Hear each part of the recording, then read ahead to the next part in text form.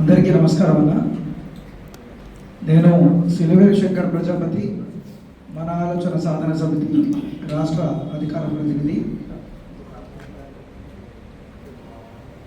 సంవత్సర కాలంగా సుదీర్ఘంగా ఒక స్పష్టమైనటువంటి కార్యాచరణ రూపొందించుకొని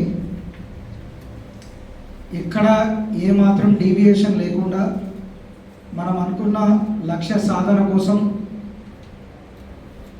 ఎవరో ఏదో చేస్తున్నారని మనం ఏదో చేయలేదని అటువంటి భావన పక్కన పెట్టి బీసీ ఉద్యమంలో ఒక నవశకాన్ని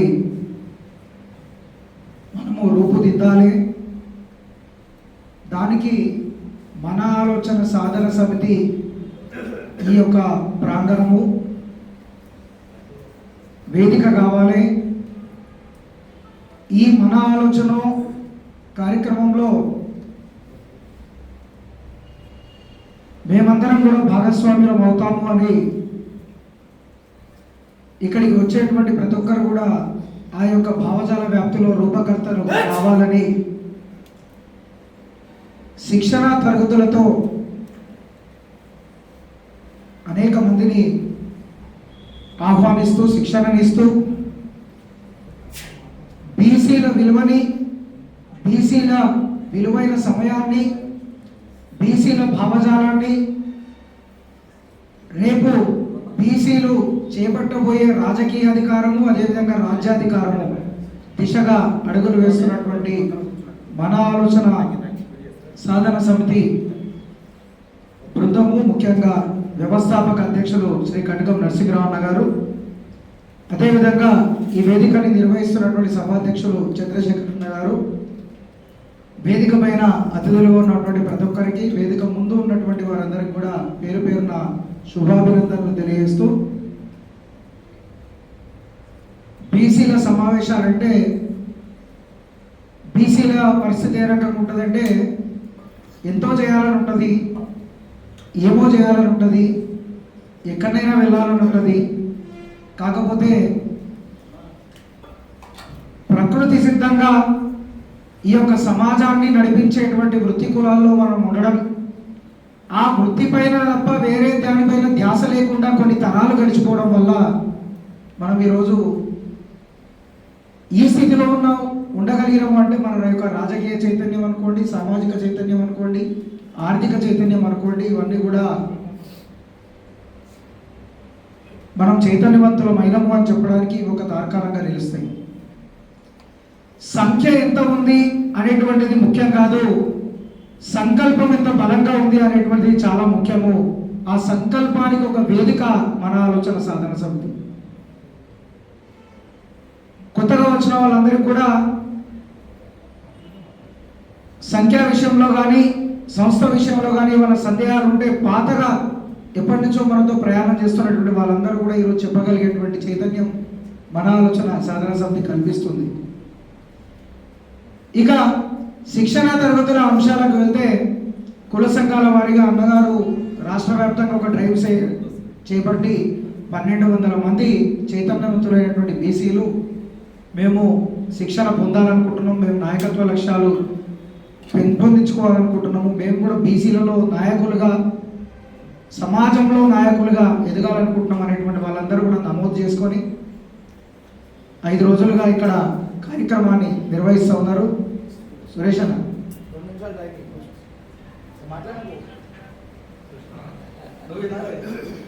ఎందుకంటే సురేష్ అన్న క్యారీ చేసే ఇన్ఫర్మేషన్ చాలా లాంగ్ ఉంటుంది. అదే అన్న అంటే అయితే మన సామాజిక అంశాలలో నేను కొన్ని అంశాలు మాత్రమే చేయడం జరుగుతుంది. దాంట్లో ఓటు విలువ, ఓటు చైతన్యం. ఈ సమాజం అంతా దేని మీద నడుస్తుంది, ఈ అధికారం అంతా దేని మీద నడుస్తుంది. నేడు బీసీలు ఈ పరిస్థితుల్లో నిజంగా చెప్పాలంటే ఒక విధంగా న్యాయమే జరిగింది, మనకు అన్యాయం ఏం జరగలేదు. ఎందుకంటే బీసీలను చైతన్యం చేయడం కోసం, బీసీలలో ఉన్నటువంటి వేడిని ఇంకా రగిల్చడం కోసం, బీసీలలో చచ్చిపోయినటువంటి జవసత్వాలు మళ్ళా పునర్జీవితం చేయడం కోసం మనందరికి కూడా ఒక అవకాశం వచ్చింది. 75 సంవత్సరాల స్వతంత్ర భారతదేశం తర్వాత అడగకుండా అన్ని చేసి ఉంటే ఈ సమస్యలే ఉండేవి కాదు, ఈ చైతన్యమే ఉండేది కాదు. ఎవరు ఎక్కడ పోయినా మా దాంట్లో ఒకరు ఎమ్మెల్యే అయ్యారు, మా దాంట్లో ఒకరు ఎంపీ అయ్యారు, మా దాంట్లో ఒకరు ఎమ్మెల్సీ అయ్యారు అని అందరు తృప్తి పడేది. ఒకరు అయిన కదా పోయి ఎంతమంది అవుతారు అని మనమే సర్ది చెప్పుకునే రోజులు ఉండేవి. కానీ ఇప్పుడు అట్లా లేదు పరిస్థితి. మాకు రాజకీయ అధికారం కావాలి, రాజ్యాధికారం కూడా కావాలి, మా వాటా ఏదో మాకు తేల్చాలి, అది కూడా ఇప్పుడే తేల్చాలి అనేటువంటి సంకల్పంతో బీసీలు ఉన్నారు. కానీ ఓటర్ల విషయంలో కొంచెం మనం జాగ్రత్త పడాలి. ఓటు విలువ కేవలం 5,000, 10,000, 20,000, 30,000 కాదు. ఒక్క ఓటు విలువని ఎర్రగా వేసి ప్రధానంగా ఉన్నటువంటి బీసీల ఓటు బ్యాంకుని కొల్లగొట్టేందుకు అనేక రూపాలుగా అనేక రకాలుగా సమాజంలో బీసీ ఓట్లకు గాలం వేసేటువంటి శక్తులు ఈరోజు ఉన్నాయి సమాజంలో. కాబట్టి నా ఓటు అమ్ముకోను అనేటువంటి బోర్డు ప్రతి ఇంటి ముందు, ముఖ్యంగా బీసీల ఇంటి ముందు ఎప్పుడైతే పెట్టుకుంటామో అప్పుడు ఓటుకు చైతన్యం వస్తుంది. ఓటర్లకు మనం నిజంగా ఓటు చైతన్యం వచ్చినట్టు చెప్పుకోవాలి. నువ్వు ఇచ్చే 5,000కు నేను ఆశపడా, నాకు కావాల్సినటువంటి నాయకుడిని నేను ఎంచుకుంటా, నా నాయకుడు నా ముంగడ నిలవాలంటే భయపడాలి, నేను నాయకుడి దగ్గరికి పోయే పరిస్థితి ఉండదు, నాయకుడే వచ్చి నాకు పనిచేసేటువంటి పరిస్థితులు రావాలంటే ఓటు చైతన్యం రావాలి. ఓటు విలువ క్యాష్ రూపంలో తగ్గాలి, కానీ సామాజిక రూపంలో పెరగాలి. కులాల ప్రాధాన్యత చెప్పిన కదా ముందు బిగినింగ్లో, కులాలన్నీ కిందికి తలదించుకొని చేసేటువంటి వృత్తుల్లోంచి వచ్చిన వాళ్ళం కాబట్టి మనం ఎప్పుడు కూడా కుర్చీ దిక్కు చూడలే, అధికారం వైపు చూడలే. అన్ని పనులు అబ్జర్వ్ చేయండి మీరు. బీసీ కులాలు, ఎస్సీ కులాలు కావచ్చు, ఎస్టీ కులాలు కావచ్చు, అన్నీ కూడా ఏంటంటే తల దించుకొని చేసేటువంటి పనులు. ఎప్పుడు కూడా మనం పైన ఏమంటాడు, ఏమో ఏం చేయ, మా ఇంటికి కుండ తెచ్చినావా, మా ఇంటికి బట్టలు తెచ్చినావా, నాకు కటింగ్ చేస్తున్నావా, లేకుంటే నా బట్టలు పెడుతున్నావా అంటే మనం ఎప్పుడు కింద చూసుకుంటే పని మీద ధ్యాస తప్ప. అంటే చూడండి, ధ్యాస ఉన్నటువంటి కులాలు, ఈ సమాజాన్ని మేము నిర్మాణం చేస్తున్నాము, ఈ సమాజం ఎటుపోతుందో మేము వదిలేస్తే అని ఈ సమాజాన్ని కాపాడుకుంటూ వచ్చినటువంటి కులాలు మన వృత్తి కులాలు. కానీ మనల్ని కాపాడేటోళ్ళు ఎవరు మరి ఇప్పుడు? కాబట్టి మనల్ని మనమే కాపాడుకోవాలి. కాబట్టి మన కులాల యొక్క ప్రాధాన్యతకు మనమే ప్రచారం చేసుకోవాలి, నామోషిగా ఫీల్ కావద్దు. కుల వృత్తుల్ని కాపాడుకోవడం ఎంత ఇంపార్టెంటో, కులాలలో వృత్తులను కాపాడుకుంటూ కూడా దాంట్లో ఆధునీకరణమైనటువంటి టెక్నాలజీని, ప్రభుత్వాలు కల్పించేటువంటి ప్రోత్సాహకాలను అన్నిటిని కూడా వాడుకుంటూ బిజినెస్ రంగంలో కూడా మనం ముందుకు పోవాలి. అదేవిధంగా పిల్లలందరినీ కూడా విద్యావంతులుగా తీర్చిదిద్దుకోవాలి, ఉన్నతమైనటువంటి స్థానాలకు స్థాయిలకు వాళ్ళని వెళ్ళే విధంగా మనము ప్రోత్సహించాలి. అనుకూలత ప్రతికూలత వల్ల జరిగేటువంటి మార్పులు అంటే ఒకరి మీద అనుకూలత ఉంది, ఒకరి మీద ప్రతికూలత ఉంది, కాబట్టి ఎవరినో ఒకరిని గెలిపించుకుంటూ వస్తున్నాం. ఒకరి మీద అనుకూలత, ఇంకొకరి మీద ప్రతికూలత. కానీ బీసీలకు ఏం జరిగింది దానివల్ల? మన ఎలక్షన్లు తార్కారంగా నిలుస్తున్నాయి కదా, అంతకుముందు ఎలక్షన్లు తార్కారంగా నిలుస్తున్నాయి. బీసీ ముఖ్యమంత్రి ఉన్నాడు తెలంగాణ రాష్ట్రంలో. తెలంగాణ రాష్ట్ర సాధన కోసం ఏ రకంగా ఉద్యమం ఉవ్వెత్తున ఎగిసిపడిందో ఆ రోజున, అట్లాంటి ఒక బీసీ ఉద్యమం కూడా ఇంకా రావాల్సినటువంటి అవసరం ఉంది. దాంట్లో భావజాల వ్యాప్తి కోసం మన ఆలోచన సాధన సమితి ఏ రకంగా క్షేత్రస్థాయిలో పనిచేస్తుంది అనేటువంటిది గత సంవత్సరంన్నర కాలంగా మీరు అందరూ చూస్తూ ఉన్నారు. ఒక నిబద్ధత కలిగి ఒక నిర్దిష్టమైనటువంటి లక్ష్యంతో పనిచేసుకుంటూ మనం ముందుకు పోతా ఉన్నాం. పోరాటమే జీవనం కదా. సహజమైనటువంటి కొన్ని లక్షణాలు ఉంటాయి, పోగొట్టుకోలేము. పాముకు పాము లక్షణం ఉంటుంది, చీమకు చీమ లక్షణం ఉంటుంది, ఈగకు ఈగ లక్షణం ఉంటుంది, దోమకు దోమ లక్షణం ఉంటుంది. అట్లా బీసీలకు కూడా బీసీ లక్షణాలు పుట్టుకతోనే ఉంటాయి. సమాజంలో ఒకరిని తిడితే మనం ఎదగం, దయచేసి గుర్తుపెట్టుకోవాలి. మనం ఒకరిని తిడితేనో, ఒకరు మాకు ఇస్తలేరనో ఏమో అడుగుకోలేదు. ఏమన్నా మన ఇంట్లో అమ్మ నాన్న మనల్ని కంటే మన భారాన్ని వాళ్ళు మోస్తున్నారు, తర్వాత వాళ్ళ భారాన్ని మనం మోస్తున్నాం, మన కుటుంబాన్ని మనం ఈగుతున్నాం. ఎవరినో అడుగుతలేం. ఎందుకు? మన బాధ్యత మనకు తెలుసు, మన బరువు మనకు తెలుసు, మనం ఏంటో మనకు తెలుసు. బీసీల ఉద్యమంలో కూడా మన బరువు ఎంత, మన బాధ్యత ఎంత, మన ప్రాధాన్యత ఎంత, మన లక్ష్యం ఎంత, ఇది గుర్తెరిగి పనిచేసుకుంటే కొంచెం సోయి సర్గంలో మన బీసీలు అందరం వస్తాం అనేటువంటి విషయాలు మనం గమనించాలి.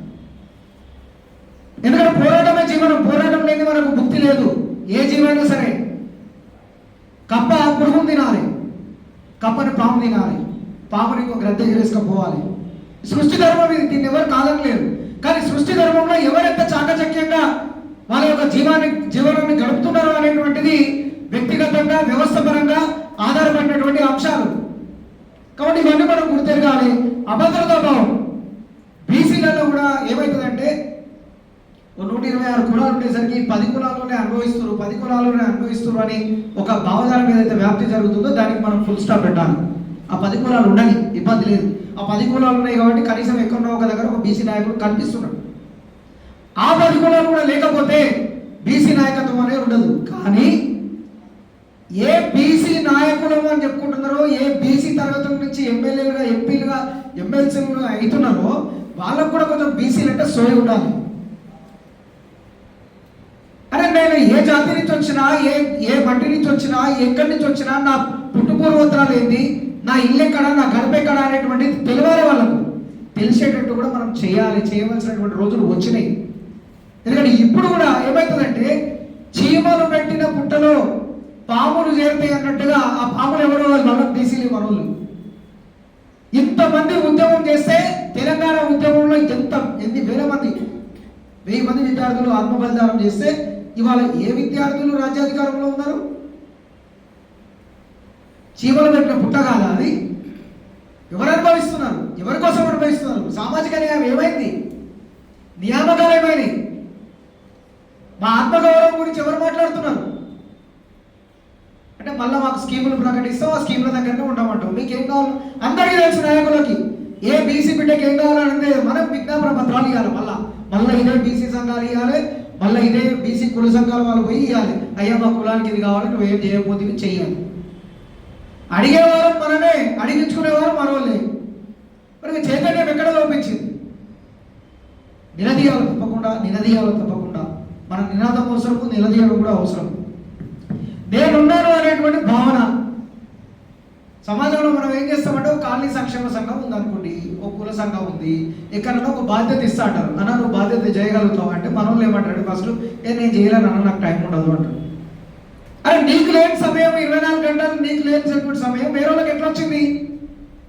నేనున్నా, నేను చేస్తా, నేను తీసుకోండి బాధ్యతలు.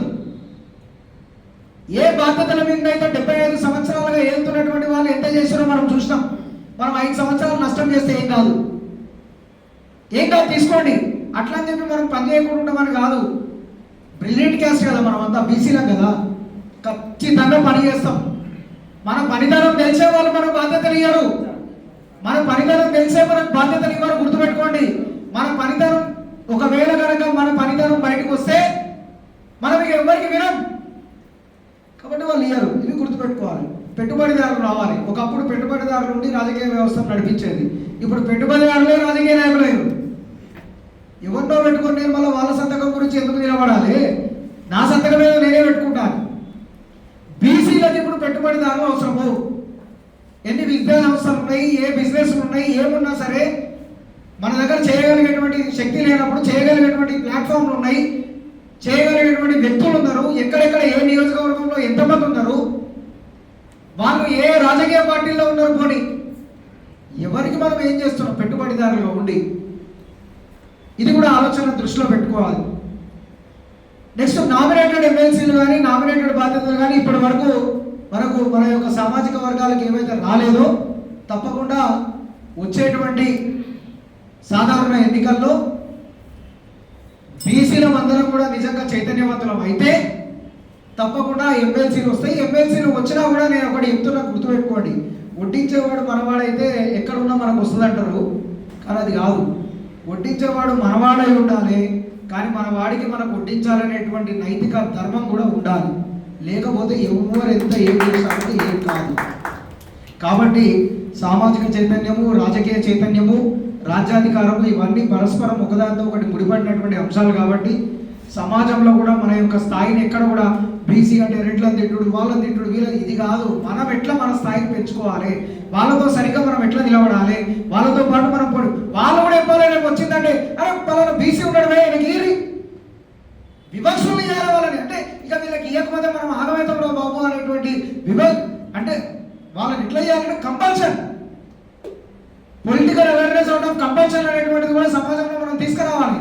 లేకపోతే ఏం చేస్తారు, మనం ఇన్ని మీటింగ్లు పెట్టుకుంటాం, వాళ్ళు ఒక్క మీటింగ్ పెట్టుకోకుండా అధికారంలో ఎట్లుంటారు? బాగా ఆలోచించండి. కాబట్టి సామాజిక చైతన్యం లేనటువంటి రాజకీయ చైతన్యం కూడా వేస్ట్, రాజకీయ చైతన్యం లేనటువంటి సామాజిక చైతన్యం కూడా వృధా. ధన్యవాదాలు.